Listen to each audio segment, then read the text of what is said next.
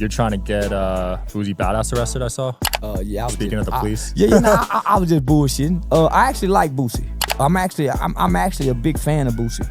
I don't like the persona, the image and the gangster character that he upholds to the culture because he stands on street codes. Yeah. And at the same time, he tried to raise his children and do the right thing. He really lived by what he believed.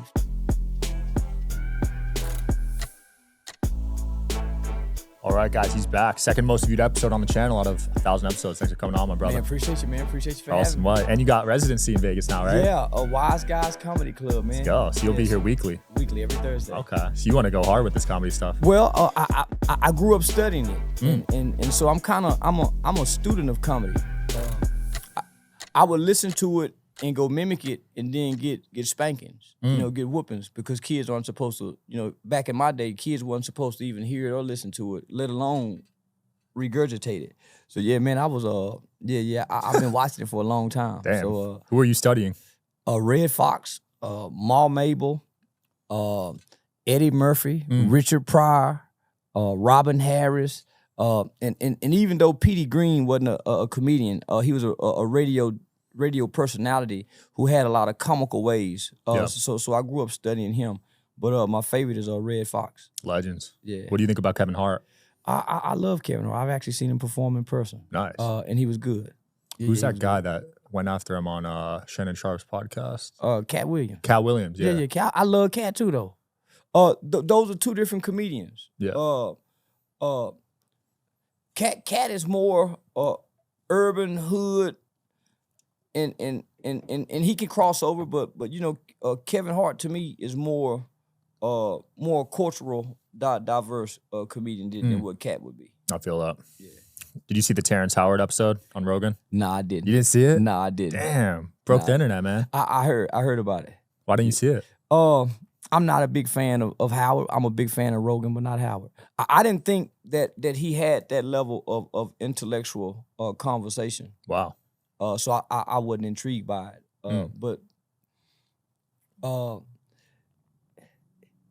it made a lot of noise. It got my attention. Why aren't you a fan of Howard?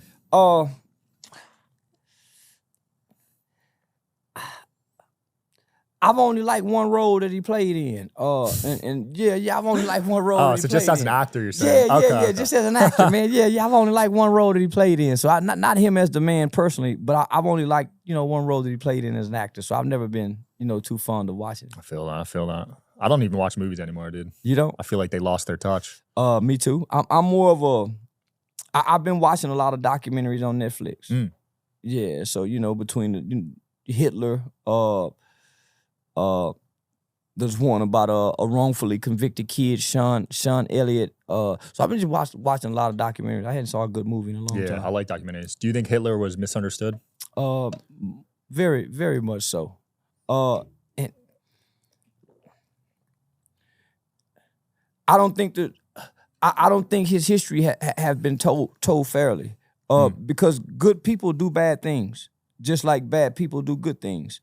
They've made him 100% complete bad, and that's not true about no human. So you think you can be like evil, but not entirely evil? You can be good and evil simultaneously. That's the dual nature of a human, good and bad. We all have good and bad in us. We all have good and evil in us as humans. We all have the capacity to be a Hitler. We all have that in us to be that. So yeah. I feel that. Yeah, the media will just show one side. Yeah. So they'll never show the other side. It's just like people who, I'm pro-police. I back the blue. But I noticed that whenever someone kills a cop in America, that person is erased. You don't hear it. Once they give you the bad side of who that person is, there's nothing good that they will ever say about that person ever again. They won't share the family's pain. They won't share the mother's pain. You won't hear anything from the father, the friends. They are completely erased. Wow. Yeah, when the 4 cops killed Floyd, they're pretty much toast, right? Yeah. They're gone. Yeah. Now they're getting raped in jail, I saw last time. Wow. Crazy, right? Yeah. There's two sides to it. I mean, there's two sides to everything. They like to showcase the police brutality on my Instagram. Oh, you think so? On mine, yeah. They like to show it? Yeah. It happens. It happens more than the average Americans think happens. But overall, you're pro-police? 98% of my existence is pro-police. Wow. And that's rare for coming from your background, right? Yeah, black man coming from where I come from. Embracing the culture that I grew up embracing. I'm considered a sellout because I support police. So people call you that for that? Yeah. Wow. Uncle Tom, sellout, Uncle Ruckus, snitch, rat, because I advocate calling the police. I've heard people say, man, I wouldn't wish jail on my worst enemy. But in the same breath, kill the enemy. I think they're needed because what would we do without them? Man, it'd be chaos. If my mother called the phone right now, I probably wouldn't answer. And she could be in an emergency. I would rather her call the police. Facts, because they got equipment, they got guns, dogs, whatever, to help her out. And we pay them to take care of us. Yeah. Yeah. I feel that, man. You're trying to get Boosie Badazz arrested, I saw. Speaking of the police. I was just bullshitting. I actually like Boosie. I'm actually a big fan of Boosie. I don't like the persona, the image and the gangster character that he upholds to the culture. And at the same time, he has children that he goes out of his way to try to raise right.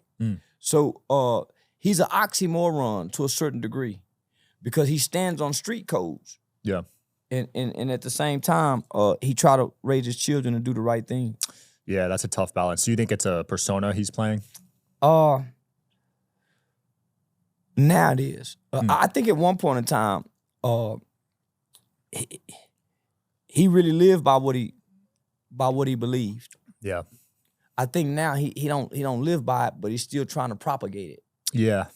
He's still trying to propagate it as if he's this, and he's not. Well, once you get the money and the fame, why would you want to keep living that? You know what I mean?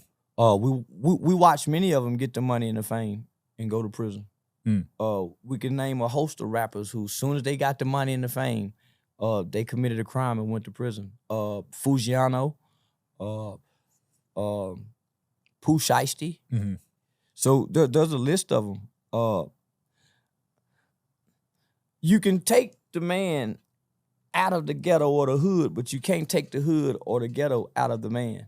The individual have to be willing to change from within. Right.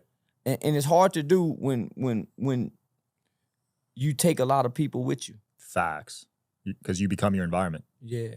So I tell young children all the time, I can look at your 5 closest friends and predict your future. So if you want to know where you're going in life, just look at your 5 closest friends. And that'll kind of give you the direction in which way you're headed. Yeah, because a lot of these rappers stay with the same people, right? Yeah. And they don't evolve. Yeah.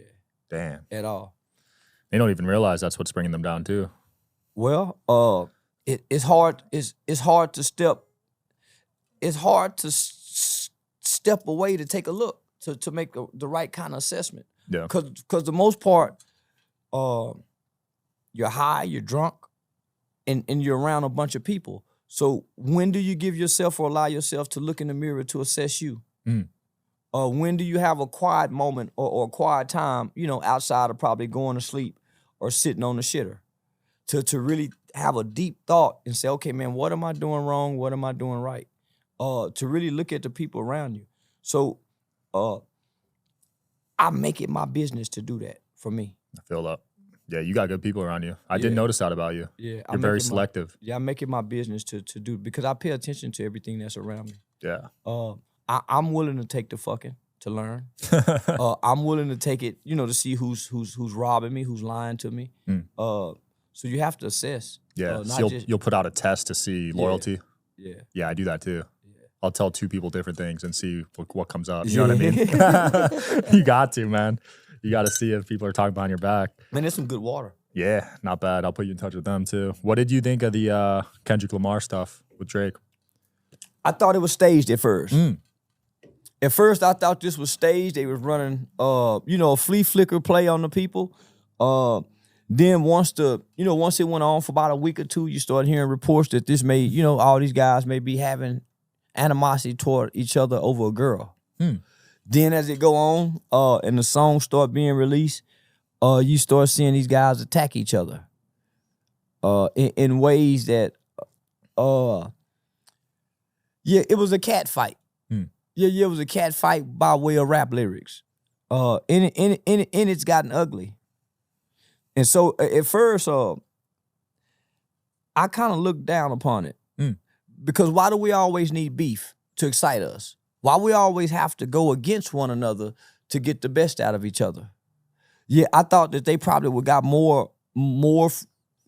I thought that they would have given more to the culture. I think the fans would have gotten more out of a song had they all collaborated rather than going against one another. So I think now we're divided again as a culture. So I think every 10 years in hip-hop culture in the black community, we have something that divides us. It started out with Crips and Bloods. It started out with East Coast, West Coast, Tupac, Biggie, North versus the South music. So now fans are taking sides. And so now fans are not only taking sides, they acting out in violence and taking sides. Rick Ross just got jumped on. Yeah, I saw that. So it's just another element that keeps us divided. It's crazy, yeah. Certain artists can't even go to Canada now. There you go. That's nuts. And so here I am. I'm on the sideline and I'm trying to make it comical. I want to make this shit comical. Because what they mad for? Literally, what are they mad for? And then why are the fans mad? Where they want to hurt somebody that ain't done nothing to them. Right. They want to show their loyalty to the artist, right? That's what it is. The artists don't show their loyalty to us. So why, as fans, would we want to show out other than just supporting their music? Yeah, it's a weird situation. It seems like Kendrick won, though. Ain't no seem like it. He did. Lyrical wise, lyrically, numbers. But I'm a fan of Drake's music. Man make good music. You cannot deny that. I'm a fan of Kendrick Lamar persona in what he's represented as a rapper.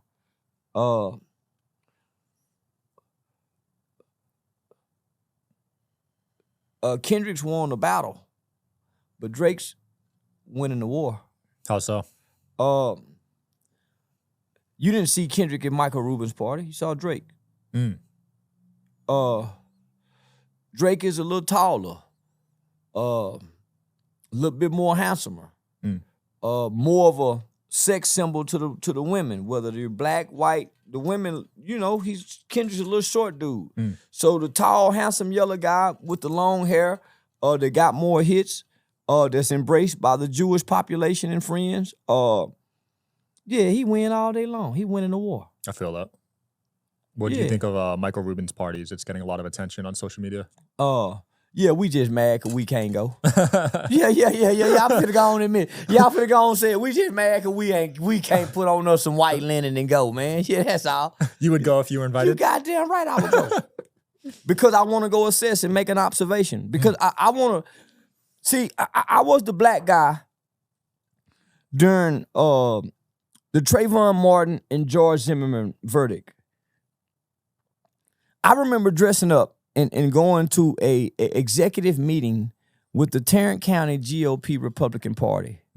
Because racism in America was starting to resurface in a way that it hadn't resurfaced for our generation outside of the Rodney King situation, right? So from the Rodney King situation to the Trayvon Martin verdict, we hadn't really saw any ugly racism in this country that caught our attention the way the George Zimmerman verdict did. So I was just starting to get into politics at the time. So I really wanted to see if Republican white people were as racist as it was being propagated and projected to us. So I live in a predominantly a Republican county. It's considered a red state, a red county, the largest voting Republican base in the country. So, man, I dressed up one day just like a hood nigga would look. Cocked my hat to the side with my hoodie on, my gold chain, and I went to a Republican executive a meeting where they had a lot of elected officials. Greg Abbott was there. And so I was just looking, and they was just looking. Like, what this nigga doing here? And I'm looking, trying to see, well, I want to talk. I want to get on the microphone and speak. Because I saw that they was allowing people to speak. And I remember a guy asking me, saying, well, what do you want to say? And I told him, I know the history of these two parties. And I know which party stood with black people. And I know this the party that used to embrace niggas. And that white man didn't know what to say to me when I said embrace niggas. But he was taken aback by my knowledge of history about the party. And so he gave me a card, and he was from Greg Abbott's office, which was Greg Abbott's our governor. The next day, I called the Republican Party and told them what my experience was as a black person with gold teeth in their mouth, and I was smelling like a pound of weed. So they invited me to come to the headquarters. So I went to see for myself. Is it really like this? And I saw that it's really not like that. Wow. So the South isn't racist? Very much so. But it's hidden. Just like racism is hidden in America. You can't blatantly identify racism because it's hidden. It's elusive. It's hidden in the fabrics of what America is built on. It's generational. There you go. Yeah. So what we think is racism is really a fucked up ideology supported by prejudice. Because the people we're calling racist is our co-workers who don't have no power over us. Racism is power. So when black people, from my standpoint, man, we don't, not this group of black people, we don't know no motherfucking racism. Really? It's hidden. Huh. Most cops aren't saying, get out the car, nigger. It's not blatant. It used to be blatant. It's hidden now. It's covert. Right. Yeah, my grandparents were racist. They would say it, but now you don't say that word. No, man. Unless you're Ryan Garcia. There you go. But even with Ryan Garcia, nobody's shaming the Mexicans in Houston for saying it. The peso for saying nigga. Yeah, Mexicans can get away with it, I feel like. Man, the Chinese too. I got some my nigga Chinese. Really? They're saying it? Man, I got into it with a whole group of Asian population out of California from New York that was saying nigga, that nigga Charleston. From China Mac to all the rappers. I can't think of the Asian rap people. Man, I had a whole war with the Asian community because they were saying nigga. And they were trying to make me seem hateful. And I'm saying, well, y'all saying nigga to me. Yeah, I don't know if Asians can get away with it, but man, I'm telling you, the California Asians say nigga. I had a whole fight with them online publicly. Damn. So that was my whole fight. Man, you can't go in the house and say nigga, China man. You can't go in there with your grandparents and use the word nigga as a Chinese person. You're not gonna do it. So even China Mac came out and said, I'm gonna stop using this word. It's some white people that can say, man, what's up, my nigga? So I'm trying to figure out why everybody's so mad at Ryan Garcia when everybody he hang around is black. His trainer, his homeboys, his bodyguards. So why he can't say my nigga?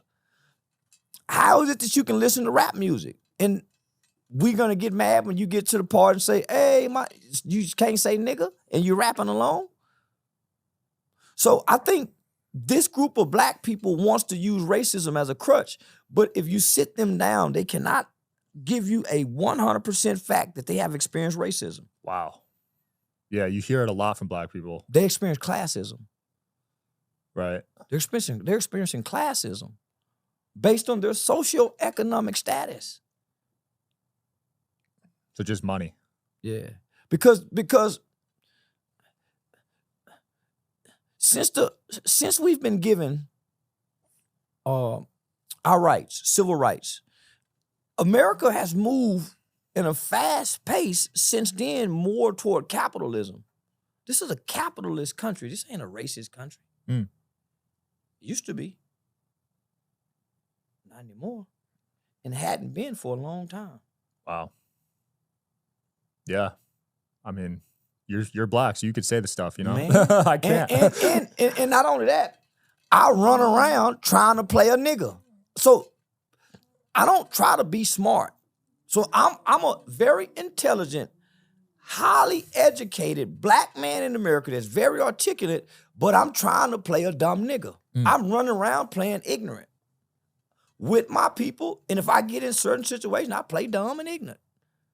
To realize most people aren't smart.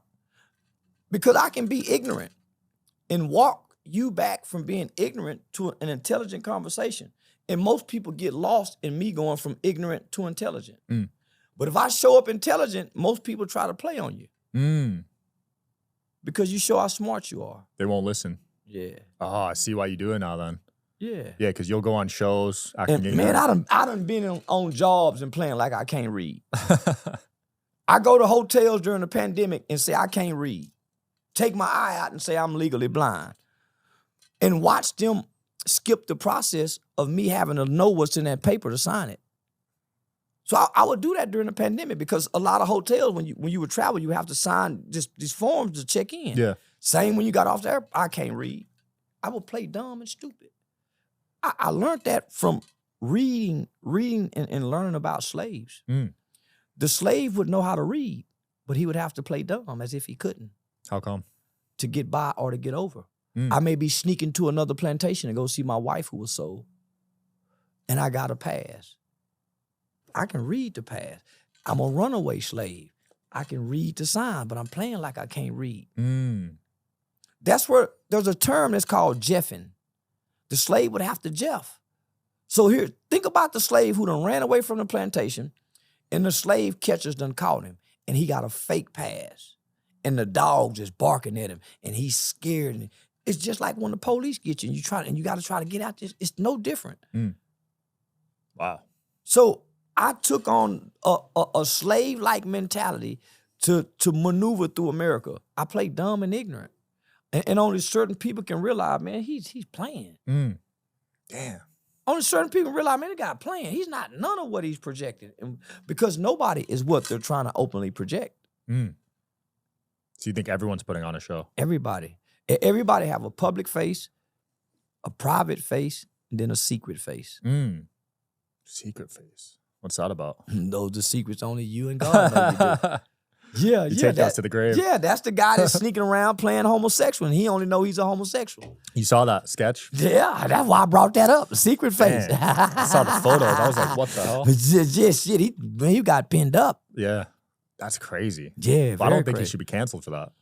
Why would you want to counsel a man for what he do in his sex life? That's what I mean. Unless, why would we want to counsel him for that?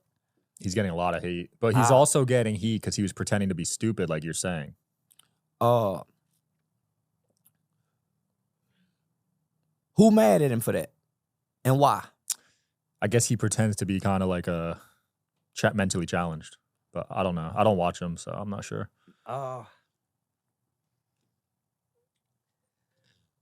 We all pretending to be something, I think. Yeah. And then when we go home, that's who we are. Yeah, it's like dating someone.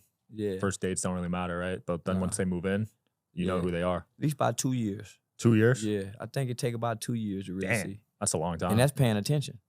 Right. And that's paying attention to who they are. So you'll wait 2 years before you move someone in?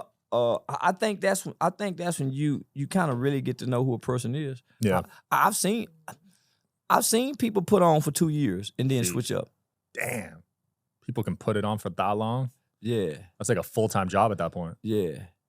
2 years, bro. Yeah. But after so long, who you are, it comes out. Yeah. Yeah. I saw you talk about Adam 22, called him a slave master. Yeah. You're not cool with them? I'm not cool with no white guy that's surrounded by gangbangers. And he's into this gangbanging culture. And it's like he gets a hard on off of it. And he's the only white guy in it. Yeah. And this culture is nothing but negative and detrimental. Everything on here ends up fighting and hurting and slapping and spitting. Everything. There's no substance over there. And it's all gangbangers. Pimps and gangbangers. gangster rappers or street guys. Everything's about gang and street politics.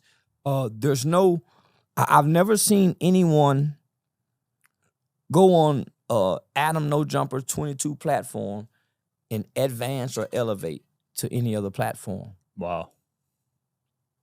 He just had on the guy that killed Pop Smoke. Did you see that? Yeah, I think that was a spit in the face of any victim. Wow. Yeah, he's getting a lot of heat for that one. Yeah, I think that was a spit in the face. Why? Yeah, why? So,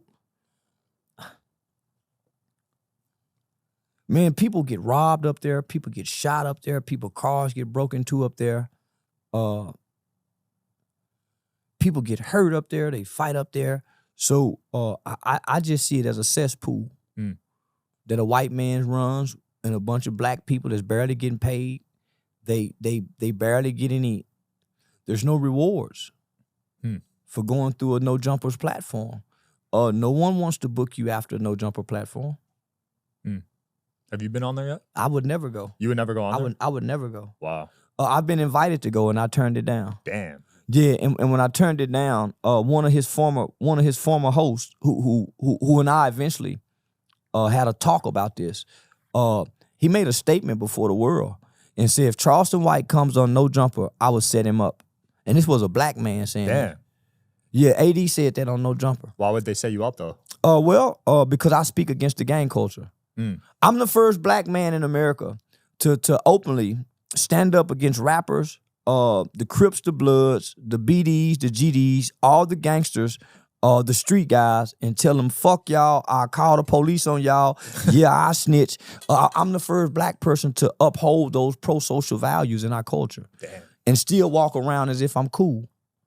Those are some powerful enemies. Yeah, they've put my mother address online. They put my grandmother's address, my sister, my aunts. They've had my address online. Jeez. But it ain't stopped. It ain't changed my tune. What's right is right and wrong is wrong. And so in my mind, I'm speaking against what's wrong in the black community. And I got the right to say fuck what's wrong. Don't y'all say fuck what's right, meaning the police? So I embrace pro-social values, and my life became endangered for that. Jeez. What would the alternative be to the gangs for people growing up then? So this is what I tell children. There's no alternative. You go become the change that you want to see. So what I did, I went and created a youth organization. It's called Hyped About Hype Youth Outreach. So that was the alternative. So with that, I started out in the church. Hey, moms, dads, y'all got any kids? I got a youth program. Then I went to the schools. I went to the alternative schools. From the alternative schools, I went to the juvenile systems. From the juvenile systems, I went to the court systems. And here's the alternative. Hey, Your Honor, rather than sending this kid to the state juvenile system, we have a youth program that you can send him over here. That's an alternative. Right now, we don't have any alternative to our kids going to jail. What's the alternative? Send his ass to jail. So that's why I recommend jail until we come up with an alternative. So the alternative is, for you gangbanging niggas, if you love what you say you love, go make a difference. That's the alternative. If you love this hood, you love this set, why are we creating an atmosphere and a pathway for all of us to end up in jail or prison? Who's protecting mom and our sisters if we all out here in jail and prison? So if you love what you say you love, nigga, go make a difference. Stop peeing on the corners, pick up trash, have some after-school program, feed the kids. If you love this neighborhood, that's what you would do. Other than that, you just talking. You don't love this motherfucker. I come to realize they don't love the neighborhood. They love the egos that come with being associated with claiming the neighborhood. Because they're so protective of the area. There you go. It's an ego thing. They don't give a damn about that neighborhood. Nigga, they watch kids starve. They sell dope to children's mothers and don't try to feed the kids who mama they selling dope to. How you love this neighborhood? So I challenge that shit. I challenge black men. Y'all just talking. Y'all don't give a fuck about George Floyd. Y'all didn't give a fuck when he died. Because if y'all would, if y'all gave a fuck about George Floyd when he died, we would still be tearing up shit. Because ain't shit changed. Yeah, those riots were wild though. Come on now, but they were breaking into zoos, stealing cars, That was selfish. That was entitlement issues. They had nothing to do with injustice. Yeah, they were breaking into stores. Come on, stealing man. Shit. That didn't have nothing to do with no motherfucking injustice or a black man dying. Because if it would, we'll stop killing each other. Yeah. So, I be saying, black people full of shit. And so I'm the only one come tell black people this type of motherfucking shit. Because everybody else is afraid. When Malcolm X started talking to black people like that, he came up dead. Same with MLK. Come on now. You're the modern day Malcolm X, right? That's what they be trying to say. I just want to play the fool. I just want to be the one that's foolish enough to say these things. Damn. Yeah, I want to play the fool. You need full-time security, man. Nah, you see I showed up with no security. Yeah. So I've traveled around this country for 5 years with no security. Damn. And I hadn't had one issue. Really? Not one issue. I saw on your stand-up someone attacked you or something. Oh, well, that was a killer in the city. That was he was a killer? That was a homegrown issue. Jeez. Yeah, so the guy that attacked me in the barbershop, so there's this book that's out. And I want this officer, I hope he can get on this show, an officer by the name of Tegan Broadwater. Local cop working in the neighborhood. They wanted to take down the 4 trade gangster Crips out of Fort Worth. So this one white officer went into this predominantly Crip neighborhood and brought down 53 hardcore notorious gang members. And these guys were notorious. Some of the most feared individuals in our city. And they all end up snitching and telling. All of them. Damn. Working with the FBI, told on one another. They solved murders that was unsolved from the 90s when they got these guys. So I'm saying, man, what the fuck? And they be talking no snitching? So this officer, Tegan Broadwater, realized that out of 53 gang members, there was over 100 and maybe 12 some kids who didn't have fathers and mothers due to this arrest. He went back to the police department and tried to create some alternatives. And the police department said, man, why would you want to do this? Make a long story short, he retired. He wrote a book that's called Life in a Fishbowl that talks about this historic drug arrest. And he went back and helped create a program that's called Hope for him for these kids in that same neighborhood. Wow. So I know about the drug bust. I didn't know that this officer had done this until I started working with children. And I met a mother whose son had been affected by this. And so she told me about this officer. So I read the book, and one of the main guys, a guy by the name of Kelvin Spencer, he's the OG of the gangster Crips. He's a notorious killer. Not only that, he's a pedophile. He molested young girls in the neighborhood. Damn. And everybody in our city is afraid of him. And he snitched, and he told all the gangsters that can't nobody whoop me and ain't nobody go kill me. So rather than him going into a witness protection program, he came back to the city and walked around untouched. Wow. Now I'm a community activist. Playing like I'm a community activist working with children whose life is being threatened for saying, I'll call the police on you. And I hadn't called the police on a nigga yet. So when I start saying, y'all scared to call him a snitch, and I start publicly saying his name, he started threatening me, saying I better keep his name out of him because now he's shamed. Because nobody's bringing shame to him. So I started publicly calling Kevin Spencer a snitch. And that's when he attacked me. Damn. So he pulled up on you? With guns. Jeez. Yeah, with guns. You call the cops after? Yeah. So he's in jail now? I'm out on 2 bonds. I'm out on 2 felony bonds. Wait, you got arrested? Yeah, for he attacked me. How did you get arrested? They set it up. They staged it for me to be attacked at a barbershop. And so when I got attacked, I went and got my gun. Oh, wow. And they said I wasn't supposed to go get my gun. And he was a killer. Damn. Yeah. So I hadn't been indicted though. So I've been out on bond since December. So I hadn't been indicted, no court date, no nothing. Holy crap. This was in Texas? I thought you could have a gun there. Well, I'm a political person, so it's a little different for me. Damn. I can have a gun. But they saying I was wrong for going to go retrieve my gun. Isn't that self-defense though? Well, that's why I ain't been indicted. Crazy. Did you publicly back anyone yet for this upcoming election? Yeah, Donald Trump. Nice. And I would never back a Democratic candidate. Really? Never. Wow. Even Obama? I never backed Obama. Wow. I backed Hillary against Obama. Wow. Yeah, I wouldn't dare vote for a black man over a white woman. Really? Never. Hell no, I don't trust no black man over no white woman. Nigga, I had white school teachers. They were very loving and kind. I don't know if I trust Hillary, but Man, I trust any white woman over a black man in political power.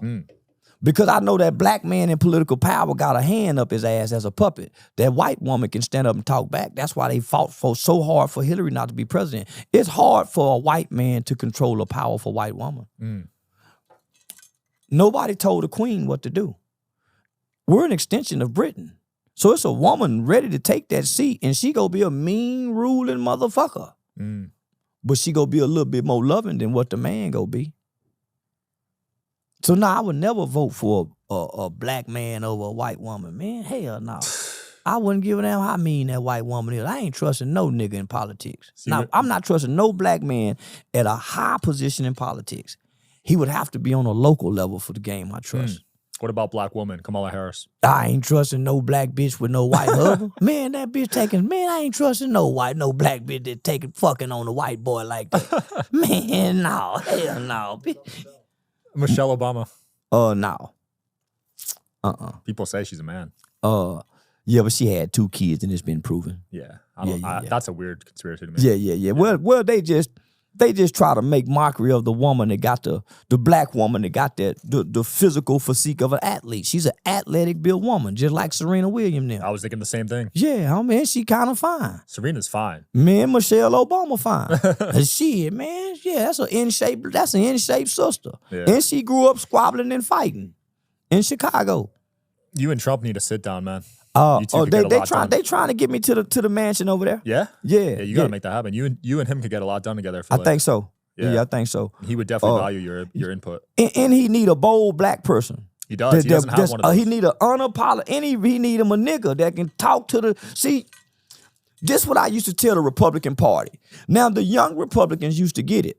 The old ones used to get offended. Dan Patrick or Sheriff Bill Wayburn. Sheriff Bill Wayburn came to me one time and said, Charleston, man, we love you to death. Our children love you. My wife and them love you. But your use of the N-word online. And we was at a meeting with Lieutenant Governor Dan Patrick. And at the time, I felt guilty because I didn't want to offend, my white counterparts by using the word nigger. But man, I got a whole group of young people that use this word and this word so I had to war with myself. And ironically, I told Sheriff and them, man, fuck y'all, I'm gonna use the nigger word. But what I was trying to show them, homie, is you can't send a black person to deliver a message to a bunch of niggas. You can't send Ben Carson to go talk to Sexy Red crowd. You can't send Oprah Winfrey to go talk to Sukihana crowd. You gotta send black people to go talk to black people. You can't send a highly educated black person down off in the ghetto to go talk to a bunch of uneducated black people. They go run his ass out of there. Right. And he's talking proper, using proper English with a suit on. You gotta send a nigga to go talk to nigga. Say, you dumb motherfuckers, listen up. Who you calling dumb? You dumb motherfucker, your kids. And you show them where they dumb. Yeah. And argue with them. But, so that's what I'm trying to show. I'm the nigga that can talk to niggas, and I'm the nigga that can talk to black folk. And I can gather them together. Yeah. And they go listen. Republicans need that because right now the Democrats have all the black people voters, right? Now Trump got them right now. The worst thing they did was making Trump a convicted felon. Because now all blacks and niggas resonate with him. Yo. Listen, psychologically, they don't even know they do. But now, psychologically, they gravitate because now they can connect. Now they can relate. When we watched that debate, my 20-year-old son watched the whole debate. Man, you can't relate to Biden. Not only that, we've already been desensitized, or we've already been groomed to embrace Trump through the rap lyrics. Bill Gates, Donald Trump, let me in now. Trump's been in over 300 rap songs. Wow. From Nelly, Jeezy, 2 Chainz, man, you name it. Mac Miller. Man, you name it. Bun B. So some of the most prolific rappers have rapped about using Trump's name. So we're already kind of groomed to embrace him. And he a convict now? Shit, that's my nigga. Been a massive shift, man, because you guys used to hate him. Well, not y'all, they did. The dumb, uneducated blacks used to hate him. Right. Us smart, intelligent blacks have loved him up until the point that he ran for president. So I just want to remind America, we never hated Trump. I was born in 1977, May 17, 1977. As far back as I can remember in the 80s, I've seen Trump with pictures with Rosa Parks, Michael Jackson, Russell Simmons, Tupac, Mike Tyson, 50 Cent, Snoop Dogg. I can go on a list. Now, how quickly have we forgotten that he once had a show that was called The Apprentice? One of the best shows we watched on television. Amazing show. He had Omarosa. He had Little John. He had every nigga we love on there. He had them as project managers. He didn't fire all the blacks first. He had Claudia Jordan on there. So, and his Apprentice show ran for quite some time. Like, yeah, over 10 seasons. We never heard him be called a racist then. Ever. Not once. It wasn't until he decided to run for president that all of a sudden he's a racist. And what did they bring up? He was a slumlord.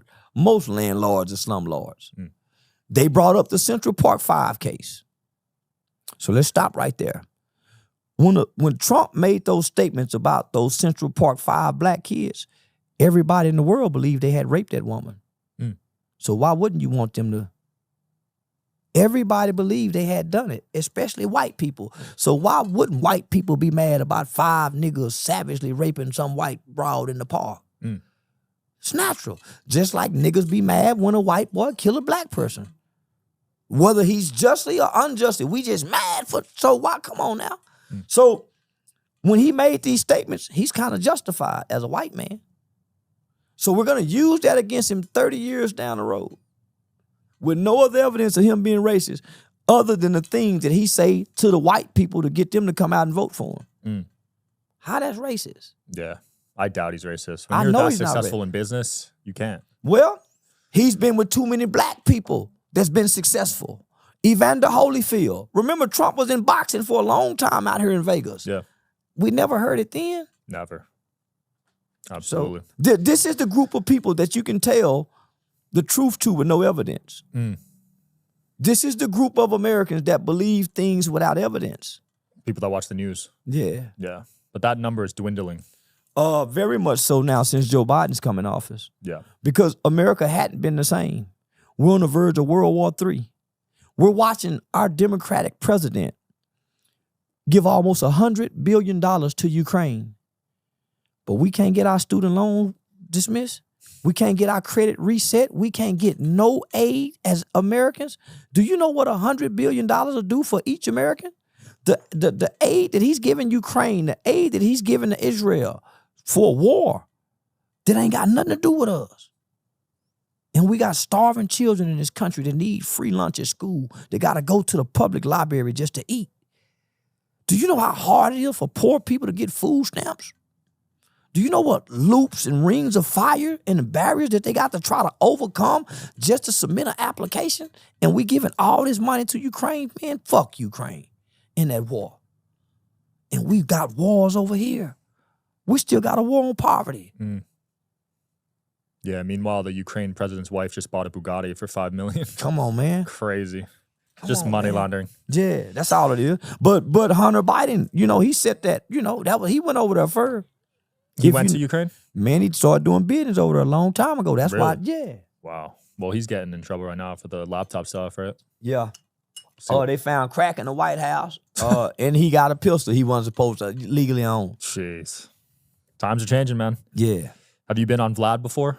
Yeah, I've been on Vlad 2 times. Some of the highest numbers Vlad had was with me and him. Nice. People think he's undercover. He ain't no undercover. He just want to be undercover punk. He want to be undercover black man. Yeah. He got a black woman. I don't know what Vlad want to be. I didn't know he had a black woman. Yeah, he got a black girlfriend. Okay. Yeah. Respect. DJ Akademiks, you been on there? Yeah, I fuck with that. Yeah, I've been on that. You like what he's doing? Yeah, I like it. He's good for the culture. Okay. So Yeah, what I makes like- him different from Adam 22 in your eyes? He has more substance. He created this culture of what we see Adam them trying to do. He the Chirac. He been telling the Chirac war since it started. So he kind of created this lane for what Adam is doing for us, the culture wise. I feel that. He does research. He very seldom report inaccurate information. What Adam them does is all gang banging conflict. It's all beef. It's all it's no substance. It's no they're not enlightening you on anything that's going on in the culture other than two guys about to fight. Or two guys had a fight. Who your buddies killed. Other than that, DJ Akademiks offer more of a news-like. I feel that. Adam also promotes the sex stuff too. Man, come on, man. They very disrespectful to women over there. They're not gentlemen amongst women. If they get a nice-looking girl on there, you can see the pervert coming out in them, the way they're looking at the woman, salivating at the mouth. So, you know, this is the gang culture, rape culture, murderous culture that our culture exists. All those elements is on that podcast. So nobody would feel comfortable having their mother sit in the audience over there. Their daughter, their grandmother. Hey, Mom, I want to be on No Jumper. And your family sitting with excitement and watching this. Or if they do research. And so that's why I won't sit down with certain networks like Zeus TV. I watch Zeus TV allow a homosexual man, a violent homosexual man, attack a straight black woman with all the feminine traits and characteristics of a woman. I watched, and then they stopped it after she was hit and attacked. Jeez.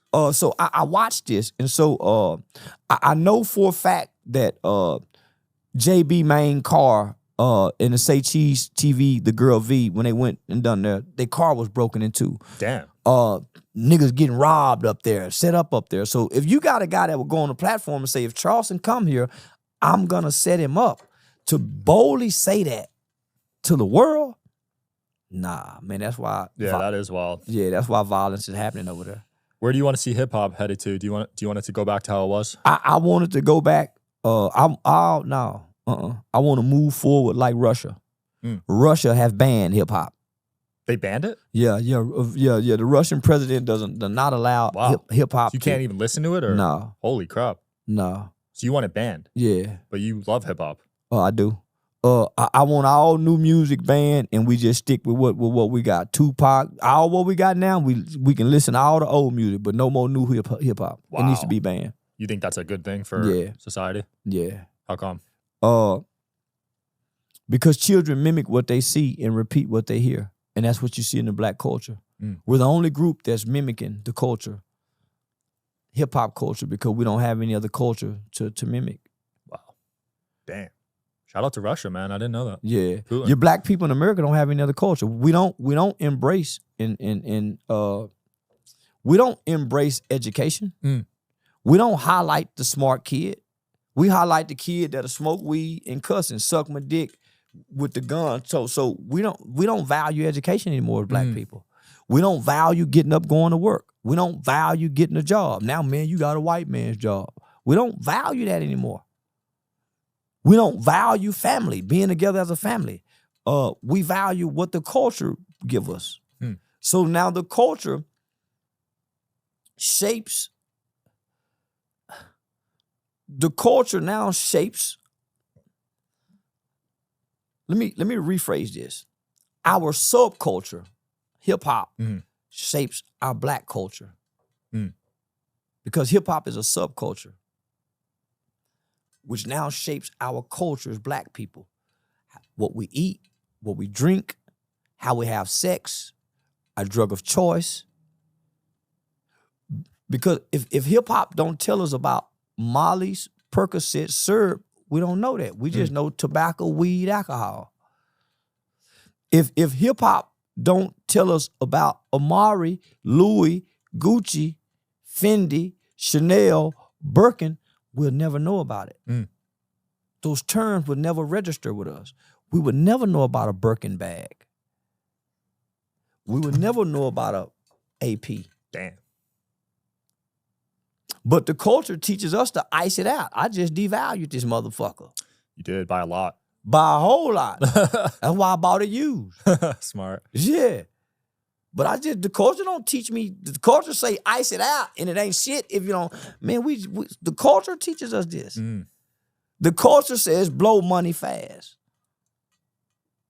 Blow money fast. Ball till you fall. These are clear instructions. Yeah, that gets in your subconscious mind for sure, these lyrics. Now. Yeah, when I used to listen to XXX, dude, I was depressed. Yeah. XXX Tentacion. Yeah. Dude, that shit gets in you. I know. I was depressed for like a month or two. That's how I engage certain children, by who their favorite rapper is. And that's how you can tell the depressed kids, the gothic kids, the gangster kids, the perverted kids by their rapper. Wow. That's crazy.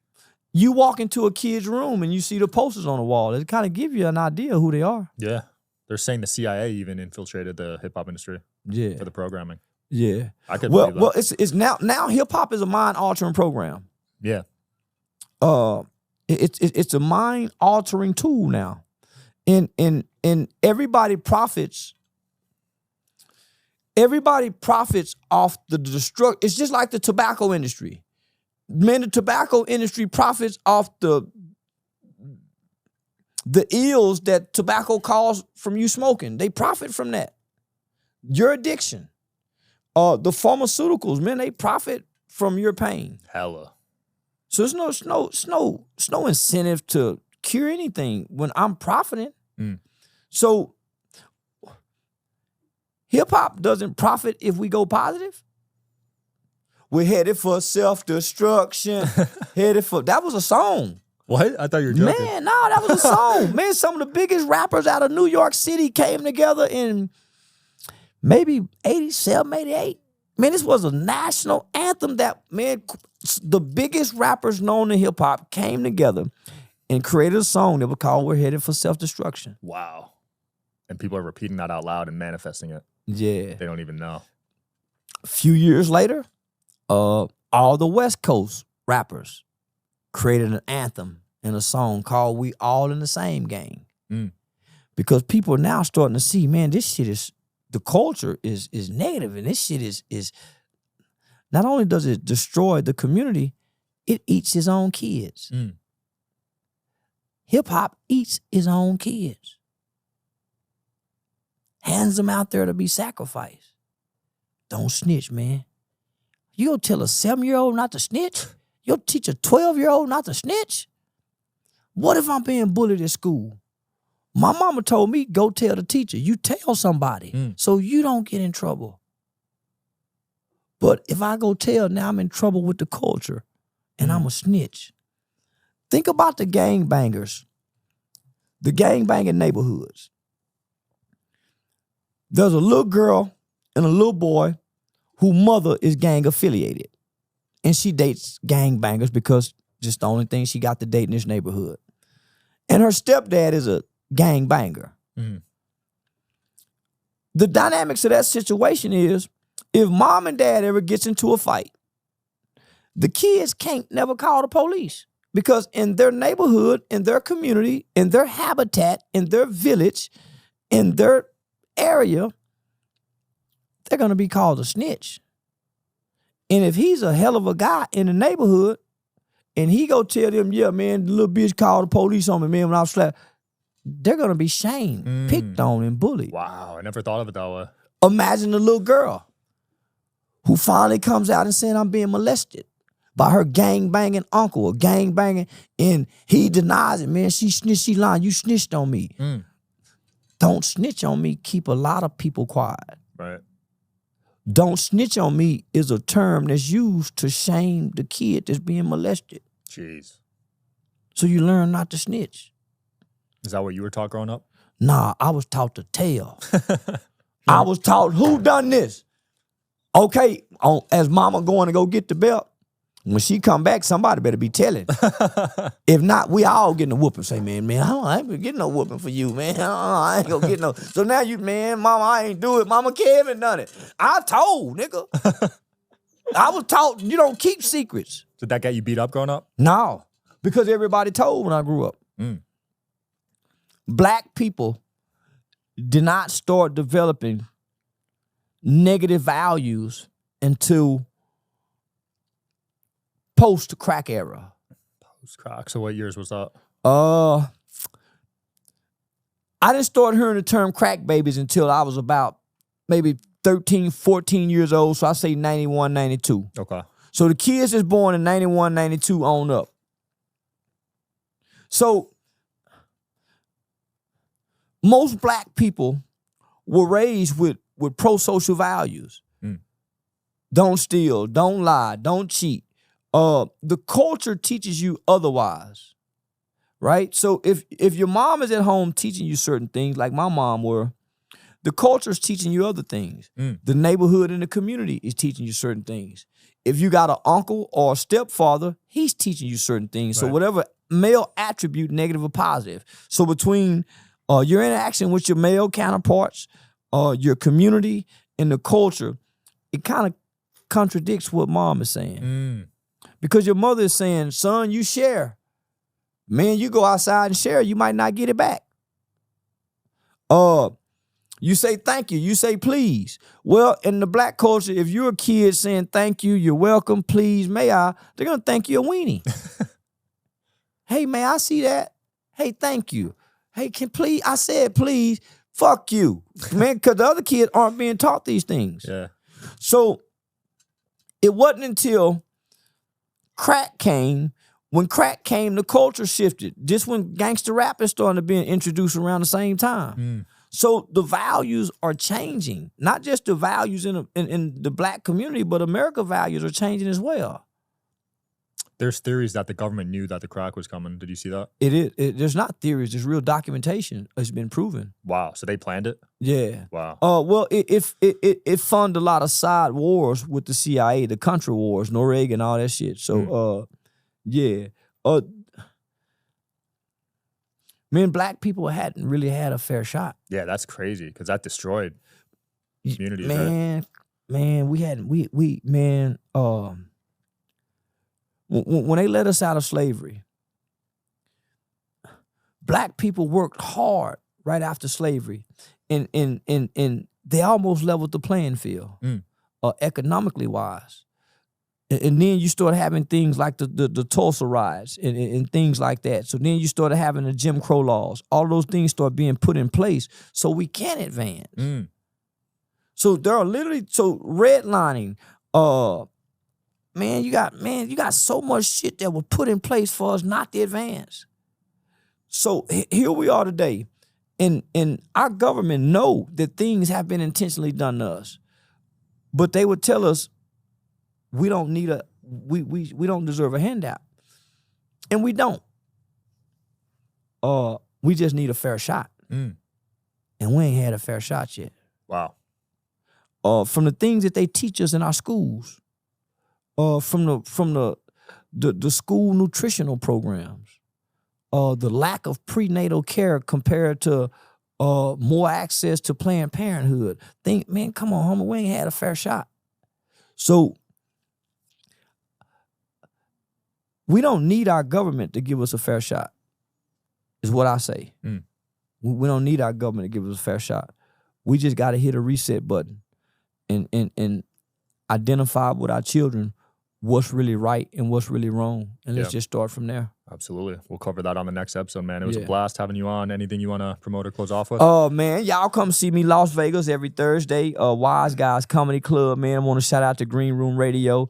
You can catch me on YouTube every other week with the Fan Bus. So I got this new school. I call the Mac School. So I'm trying to teach young guys how to be gentlemen while trying to date women and be comical at the same time. So I got that with the Fan Bus on YouTube. And then I also got another one called Date My Niece with Unc. So I'm teaching young ladies as well. Okay. So I'm trying to become the change that I want to see in the community. I love it, man. Yeah. We'll link it all below. Thanks for coming on, All brother. right, man. Appreciate you. Yes, sir. Yes, sir. Thanks for watching, guys. See you next time. We out.